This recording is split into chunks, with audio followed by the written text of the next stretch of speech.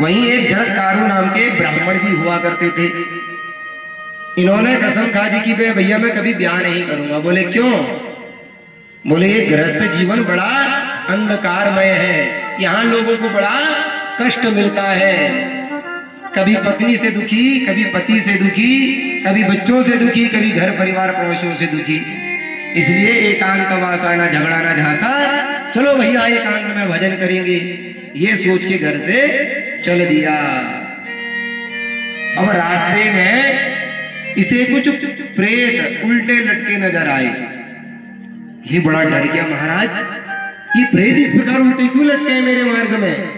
हाथ में जल लेके उनके ऊपर छिड़का, तुरंत बोल पड़े, ए भैया कौन हो? तो कहते हैं महाराज क्या करें, हम वो अभागे पितर हैं जिसके कुल में एक ऐसा कुलंकी कुलघातिनी बेटा पैदा हुआ है, जिसकी वजह से आज हमें बड़ा कष्ट मिल रहा है। हमें तर्पण देने वाला, अंजलि देने वाला तो अब कोई रहा नहीं।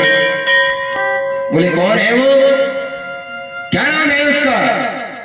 बोले पहली बात तुम प्यार नहीं करना चाहता, नाम क्या है? बोले उसका नाम जरत्कारु है। अरे भैया ये नाम तो मेरा है। हाँ हम तेरी तो बात कर रहे हैं, तू हमारा ही वंशज है, तेरे वजह से देखो आज हमें वृक्ष में उल्टा लटकना पड़ रहा है, हमारी गति हो ही नहीं रही है। अरे मैंने ऐसा क्या किया? बोला जब तूने कसम खाई ना कि मैं आज सौगंध लेता हूं कि मैं कभी ब्याह नहीं करूंगा, तब से हमारी ये दुर्गति होनी चालू हो गई। क्यों? क्योंकि हमारे वंश का तो इकलौता वारिस था। अब जब तू ही हमें तर्पण नहीं देगा, आगे कोई संतान ही नहीं होगी, तो हमारी गति कैसे होगी? ऐसे ही तेरे इस मूढ़ संकल्प को लेकर हमारी गति हुई है। और शायद लगता है हमें जीवन पर्यंत इसी प्रकार पेड़ों में लटके रहना पड़ेगा, हमारी आत्मा को कभी शांति नहीं मिल सकती। तो बेचारे को दया तो आई, एक शर्त रखता है, अच्छा ठीक है मैं एक ही शर्त पे ब्याह करूंगा। क्या शर्त है? बोले मेरा नाम जरत्कारु है और जो कन्या होगी उसका भी नाम जरत्कारु ही होना चाहिए, तो ब्याह करूंगा, नहीं तो नहीं करूंगा।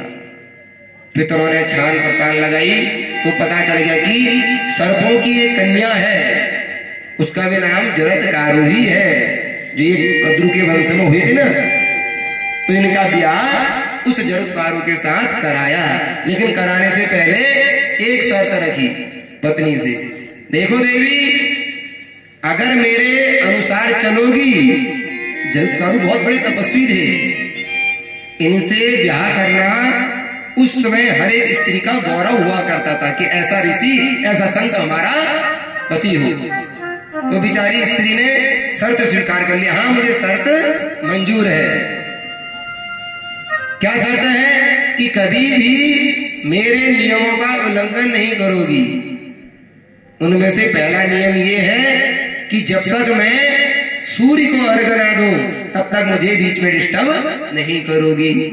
या अगर मैं सो जाऊं, क्योंकि सूर्य भगवान के उपासक थे, सूर्य को अर्घ्य दिए बिना, चाहे सायंकालीन हो या फिर अस्त का हो, सूर्योपस्थान किए बिना ये कोई कार्य नहीं करते थे, इनका नियम था। भले प्राण चले जाए, सृष्टि रुक जाए, लेकिन सूर्य को अर्घ्य दिए बिना या प्रस्थान किए बिना नहीं कार्य करते थे।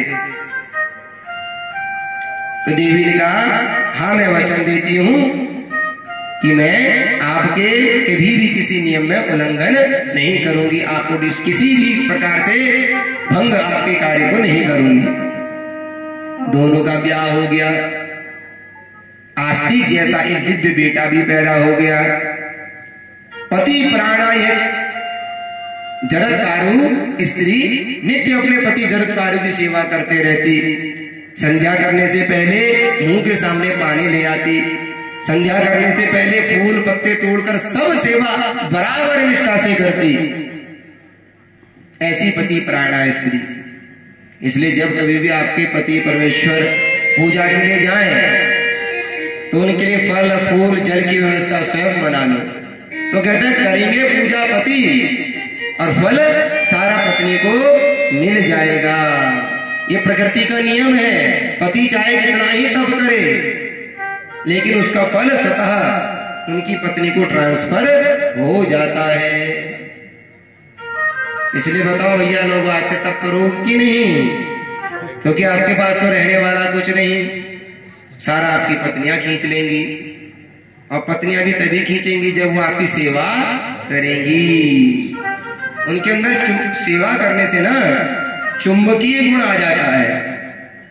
चुंबकीय गुण जब आता है, ये धर्म जब चुंबकीय धर्म जब प्रकट होता है, तो पति के द्वारा किए गए जितने भी दान पुण्य कर्म है, बिना मांगे पत्नी को मिल जाते हैं।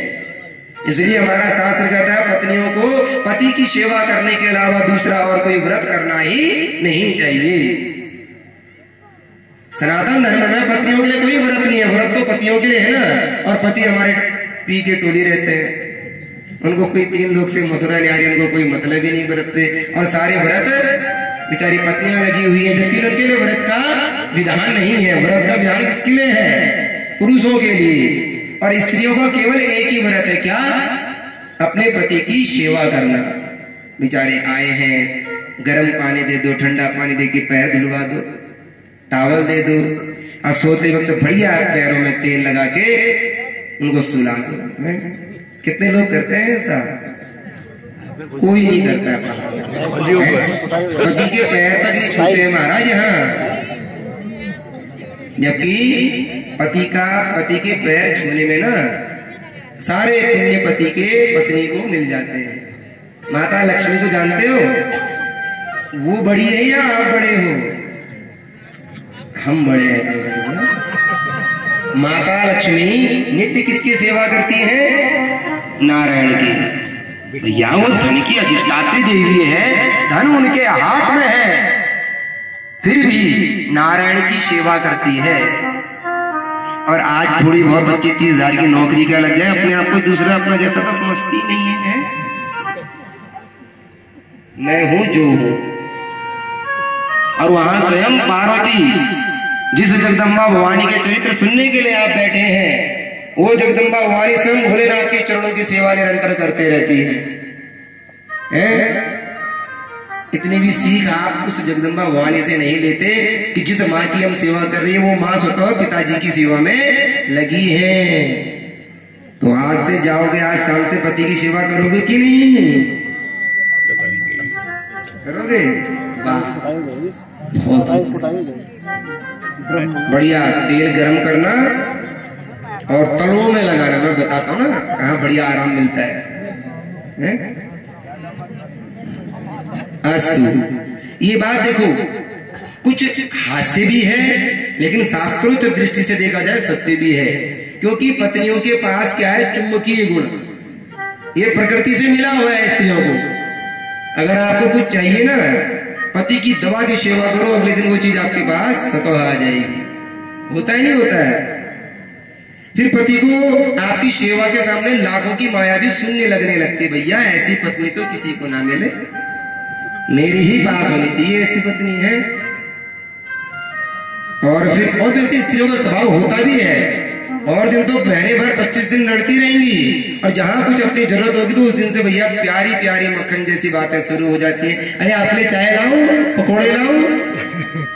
पिताजी को पति देवी भी कहते हैं यार वास्तव में पत्नी बहुत अच्छी हो गई है, चलो क्या चाहिए देवी तुझे? अरे मैं सोचती थी वो साड़ी देखो इतनी बढ़िया थी, एक ले ले। पति बेचारा कहता हाँ ले लो। अब जैसे साड़ी घर आई उसके बाद देखो दूसरा रूप। फिर बोलो वृंदावन बिहारी लाल की। अस्तु, ये कहती है नील रात जल तारू अपने पति की सेवा में लगी है। एक दिन रात सायंकाल में जरद तारू सो गए। करीब सूर्य अस्त होने का समय था। यहाँ कहा जा रहा है कि सूर्य अस्त नहीं हुआ था, क्योंकि सूर्यास्त के समय पर सोया नहीं जाता ना। शास्त्र कहते हैं 4 कर्म सूर्य अस्त होते समय नहीं करने चाहिए। कौन कौन से? चत्वारिमानि कर्माणि संध्यायां परिवर्जयेत्। आहारमैथुनं निद्रां स्वाध्याय च चतुर्थकम्। शास्त्र कह रहे हैं कि 4 कार्य संध्या के समय पे नहीं करने चाहिए। पहला, आहारे, खाना नहीं खाना चाहिए, संतान की कामना नहीं करनी चाहिए, सोना नहीं चाहिए और पढ़ना नहीं चाहिए, किताबें वगैरह अध्ययन नहीं करना चाहिए सूर्य अस्त के समय। अगर ये 4 काम आप करोगे तो क्या होगा? आहारे जायते व्याधि, गर्भदुष्टश्च मैथुने, निद्रायाम हरते लक्ष्मी, स्वाध्यायाम मरण ध्रुवम। अगर आप खाना खाओगे संध्या के समय पे, सूर्य अस्त के समय पे, तो आपके जीवन में रोग आने शुरू हो जाएंगे, अनाप शनाप कष्ट आपके जीवन में आने शुरू हो जाएंगे। आहारे जायते व्याधि। और अगर संतान की कामना संध्या के समय पर करी तो संतान अगर होगी तो गर्भ दुष्टश्च मैथुने, दुष्ट संतान आपकी पैदा होगी। और अगर सो गए तो निद्रायाम हरते लक्ष्मी, आपके घर की लक्ष्मी का धीरे धीरे धन का नाश होता चला जाएगा। और स्वाध्याये मरण ध्रुवम, और संध्या काल में अगर किसी भी प्रकार का अध्ययन करोगे तो मृत्यु कारक पीड़ा आपके जीवन में आ सकती है। इसलिए 4 कार्य कभी नहीं करने चाहिए। जानवरों को देखा आपने संध्या के समय पे चुगाली करते हुए? नहीं। चिड़िया को चहचहाते हुए देखा है? नहीं। सब शांत हो जाता है कुछ समय के लिए। और जहां सुबह होता है तो चिड़ियों की चहचहाट देखो और गायों की चुगाली लगना देखो, सब प्रकृति ने अपने आप ही स्वतः का कार्य करने लगते। लेकिन हम क्या करते हैं? जहां शाम हुई वहीं भैया मोमो बर्गर चाउमीन खाने के लिए ठेलों में खड़े हो जाते हैं। होता है कि नहीं होता है ऐसा? चाइनीज परंपरा ने हमारे सनातन संस्कृति का जो मूल संध्या का समय था उसी को पकड़ा, उसी में लोगों को सूप पिलाना शुरू किया। अब सूप भी सूप थोड़े ना, उसमें हड्डियां मिली हैं, टुकड़े मिले हुए हैं, महाराज बढ़िया बनाना चटपटा। तो इसलिए ये 4 कार्य संध्या में नहीं करने चाहिए। वहीं दूसरी ओर जरत्कारु सोए हैं, सूर्य अस्त नहीं हुआ है। अब ये सोच रही है, हे भगवान, मेरे पतिदेव के सूर्य को अर्घ देने का समय हो रहा है और सूर्य अस्त हो गया तो मेरे पति का आज का नियम भंग हो जाएगा, मुझे अपने पति को जगाना चाहिए। लेकिन फिर शर्त याद आई कि अगर मैं सोया हूं तो जगाना मत, तपस्या कर रहा हूं तो उठाना मत। अब बेचारी संशय में पड़ गई, उठाऊं या नहीं? अगर नहीं उठाती हूं, सूर्य अस्त होता तो मेरे पति का धर्म नष्ट हो जाएगा। और पत्नी का कर्तव्य क्या है कि पति के धर्म को नष्ट होने से बचाए। धर्म पतनात्रायते इति धर्म पत्नी। पत्नी का मतलब ही क्या है? कहते ना धर्म पत्नी है ये मेरी। तो धर्म पत्नी का मतलब ही क्या है कि अपने पति के धर्म को नष्ट होने से बचाए, इसलिए उसे धर्म पत्नी कहते हैं। ये केवल पत्नियों के साथ लगता है धर्म, पतियों के साथ कभी नहीं लगता। कभी कहा किसी ने कि मेरे धर्म के पति हैं और ये मेरे वैसे पति हैं? 2 पति बताए कभी किसी ने? पतियों के साथ धर्म नहीं जुड़ता, पत्नियों के साथ ही धर्म पत्नी शब्द जुड़ता है। क्यों? क्योंकि देवियां साक्षात धर्म की ही मूर्ति होती है। अब बेचारी संशय में पड़ी है, उठाऊं तो निद्रा भंग हो जाएगी, ना उठाऊं तो तपस्या इनकी छूट जाएगी। चलो कोई बात नहीं, मेरा व्रत भंग हो जाए, ये मेरे से रुष्ट हो जाए, कोई बात नहीं, लेकिन मैं अपने पति का धर्म नष्ट नहीं होने दूंगी। ये सोचकर पैरों से झटका के हिला दिया, स्वामी उठो, आपके अर्घ देने का समय हो रहा है, अन्यथा सूर्य अस्त हो जाएगा। क्रोध में आंखें लाल हो गई। अच्छा खासा प्रभु का ध्यान कर रहा था, प्रभु के चिंतन में लेटा हुआ था, तुझे क्या लगा मैं सोया हूं?